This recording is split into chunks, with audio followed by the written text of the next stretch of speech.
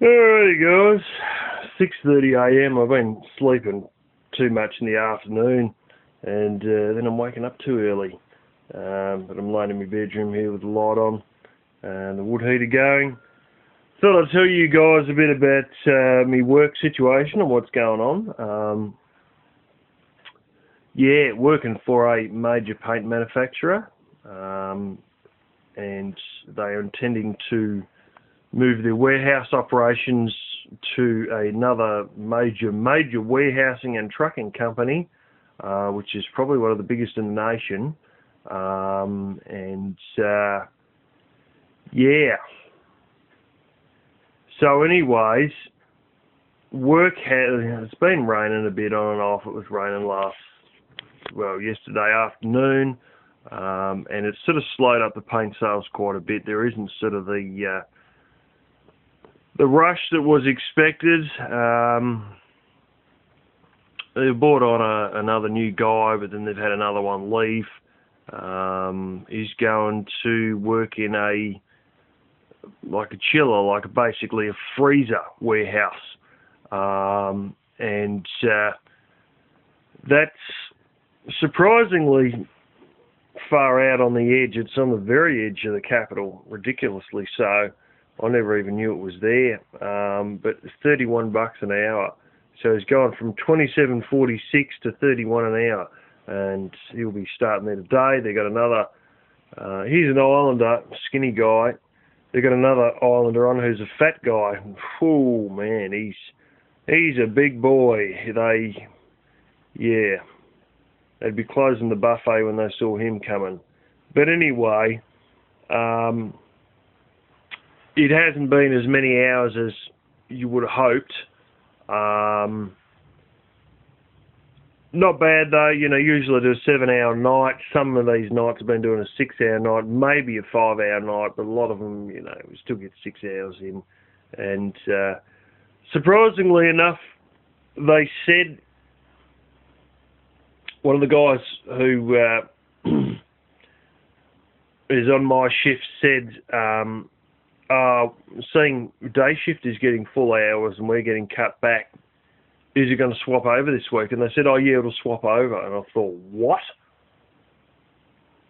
Usually speaking, no company will do that. They'll give day shift full hours, and whatever's left to do, they'll do afternoon shift and then have a short afternoon shift, because they're paying an extra rate for people on afternoon shift. But what they've said is, yeah, we will cut back the hours of day shift and then give you a full week this week and get your full amount of hours, 7 hours a night sort of thing. And I thought, what? I've never heard of that before. But anyway, we had the national distribution manager come down. He flew down from Sydney, Mr. Big, and he told us everyone had different meetings. There was one for day shift, full-timers who work directly for the company, and then another one for day shift temps who work through the agency that I work through. Another one for afternoon shift permanents who work for the company, and then another one for the afternoon shift temps. And they all got different stories told to them that were similar in many ways, but then there were different bits. Anyway, what they basically told us, which is what everybody else heard, is they're setting up this new warehouse, obviously. The new warehouse is actually fully built. They have finished building it just rather recently. And got all the sprinkler systems installed and the ventilation systems, which all the shit's required for, having paint. And basically what's happened is they have a plan, and the plan is to get this, the production's going to run along as usual. And they are hoping to employ a few more people as the Christmas rush fires up. But one thing specifically, they'll employ quite a lot more people on the 1st of December. And they have a plan to basically increase production now. Now, we're going to be, and it's just the way it always is, and I've seen this when I was in the trucking industry, well, as a courier, things go like a cut snake before Christmas, because Christmas is the time that all the relatives are coming round, so you got to paint the house. Christmas is the time when everyone sets the frickin' deadline, from your boss to your wife to your mother-in-law, all set the deadline on Christmas. So a lot of the time, you know, because family's coming around or whatever, we've got to repaint the house. And the weather's warmer, the building industry fires up. One thing I know from having done the sandblasting apprenticeship and all that, or at least halfway through it, is that a lot of these solvent-based paints, they don't like to be painted in less than 15 degrees Celsius. And often enough,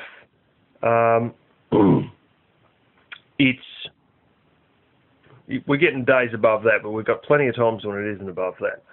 And anyway, it's well known that the building industry and everything fires up a lot during the warmer parts of the year, and you know, everything's got to be done before Christmas.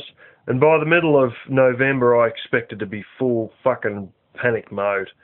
Like it'll just be flat out. And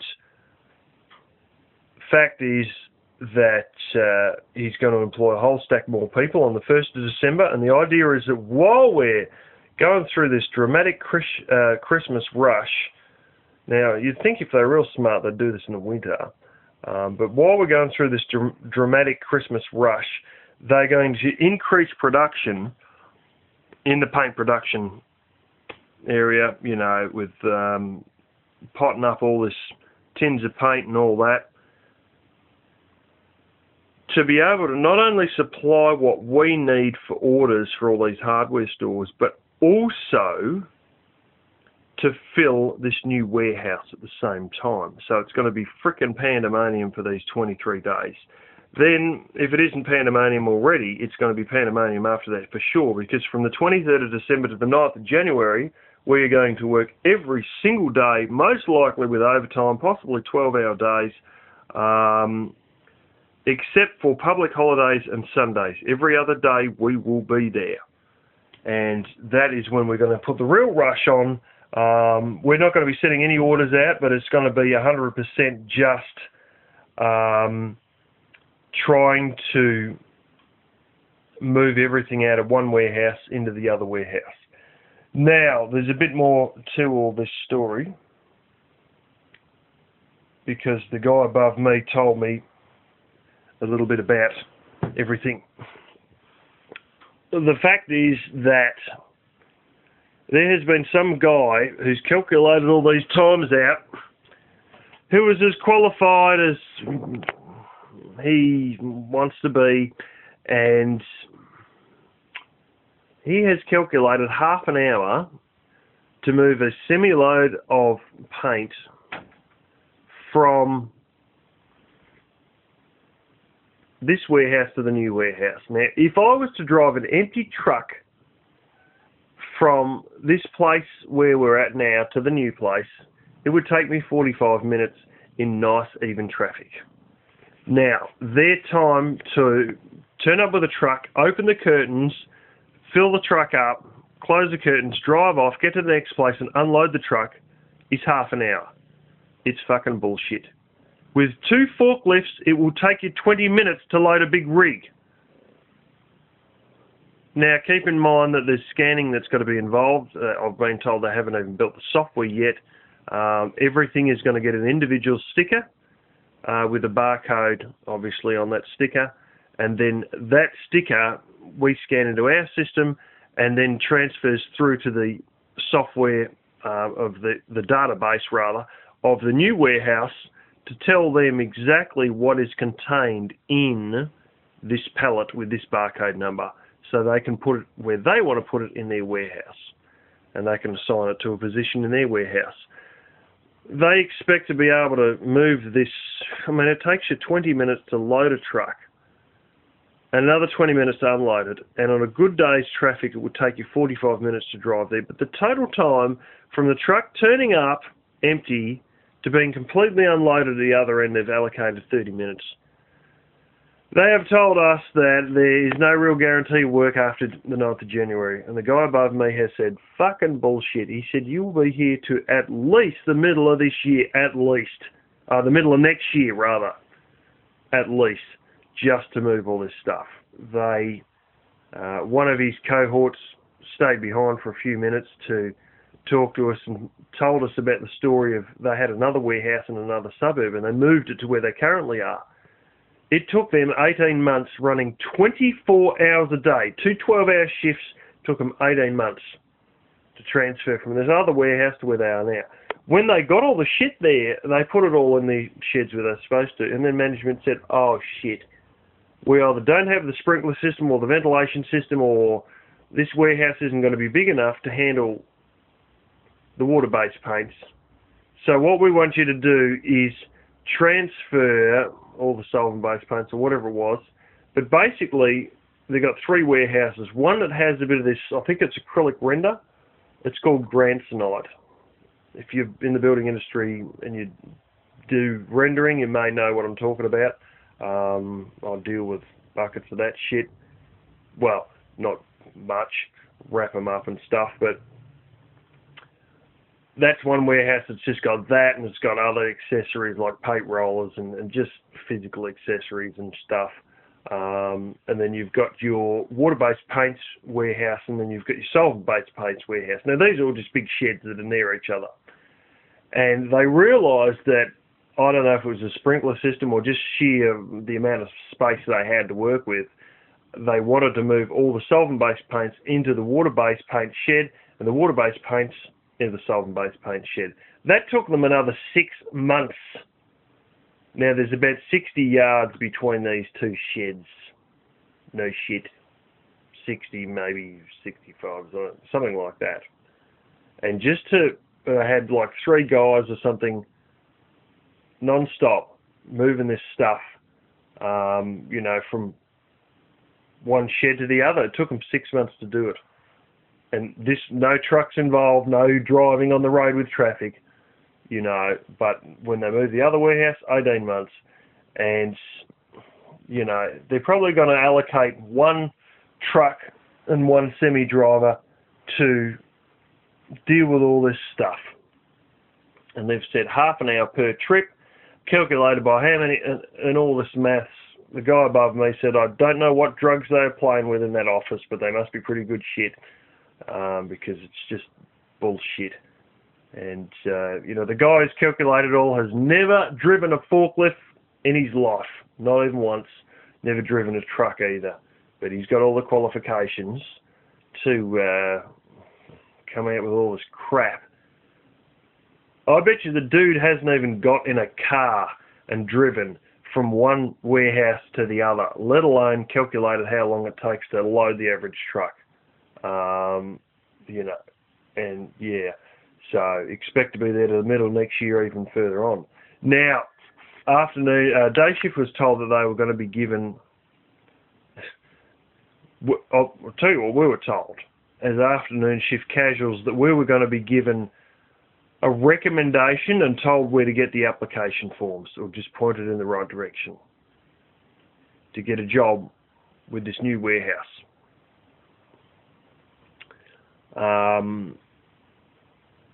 With this, and this is not the same company, it's a subcontractor who runs a big trucking company who has moved into warehousing, and they've even moved into their own temping agency as well. And as for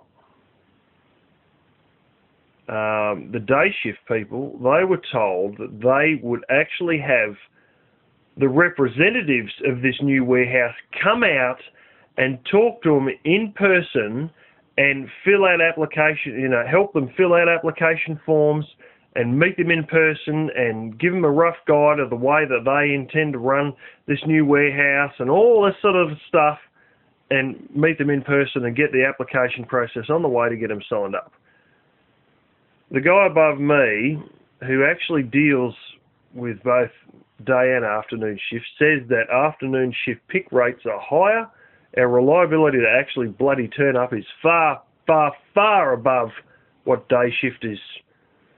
Like he's tearing his hair out with the amount of guys that just don't even bother turning up and won't ring up to say I can't make it. They just couldn't be fucked and they just don't turn up at all. The amount of guys that have been, interviewed to turn up and never even turn up at all, and apparently it's nothing to interview, like to have 5 guys interviewed and only one actually turn up for the job. And he said, it's bullshit. And he said, and I've expressed that to this other manager, but then he still turned around and said that day shift has priority over afternoon shift, regardless of the fact that afternoon shift people work so much better than day shift people. And his exact words were, there's a few rogue elements in there. So, in day shift that causes a bit of this laziness and shenanigans. And anyway, he reckons that we should actually be given more of a hand to sign up than the day shift people, but it's different to what we've been told by the national distribution manager. So anyways, that's it is what it is. I don't know if this trucking company is even intending on having a afternoon shift, and they may not. And that might be why we've sort of, been forgotten about in regards to giving any preference or anything like that. But the fact of the matter is, if they don't run an afternoon shift, I don't really know if I'd even be bothered working for them, to be quite honest. I might face a bit of a traffic jam coming in there. Possibly a half-hour traffic jam every morning, whereas you wouldn't face that on afternoon shift. But fact of the matter is that I might end up just staying with this temping joint anyway. And if there is no afternoon shift, you don't need to see that. If there is no afternoon shift, I couldn't be bothered to go with them because I don't want to deal with traffic jams and all this stuff. And honestly, I'd have to get up at 4 a.m. in the pitch black and cold to go there. And, this is the thing. Am I going to go and get a job with them and come winter, the whole lot, not only am I getting up at 4 a.m., but the whole lot and facing half an hour worth of traffic jams every morning, but the whole lot slows down to a bloody standstill and then I'll be back to bugger all hours. Whereas if I stay with this temping job, there's quite a chance that I'll be working right through to winter, still clearing out the warehouse of, this place that I'm at now. And then when winter comes, you're working for a temping agent. Not stuck in a paint warehouse with no sales, but working for a temping agent that may very well throw me into a completely different industry. Which, who knows, I could end up being a courier for bloody delivering propane to the outer areas, and there's a hell of a trade in that when you hit these cold times of year, a lot of these propane sales and all that fire up. So the firewood, could end up delivering firewood, although that's not really that common in this capital. But then, being in a chicken processing plant, could well end up in a chicken processing plant because I believe there are quite a few around the city, and I think there is one that deals with it in the western suburbs there. And this is the thing. I'll probably be thrown into some winter boom industry with this temping agent, which may mean that I'm back in playing with chicken again, or something like that, doing something, that is a boom industry in the winter. Anyway, that's what we at. And there's a cute little cat.